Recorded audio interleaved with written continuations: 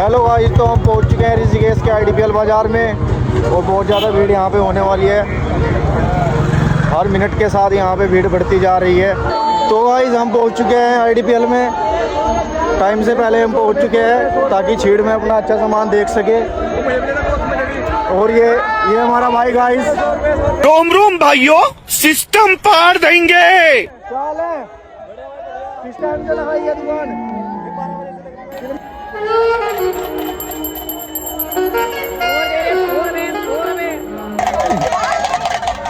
और ये मेरे को बहुत बड़ा यूट्यूबर सोच रहे हैं कुछ लोग यहाँ पे।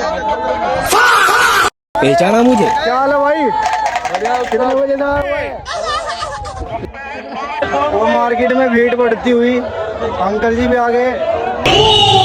100 रुपए जाके ले लिया हमने एक।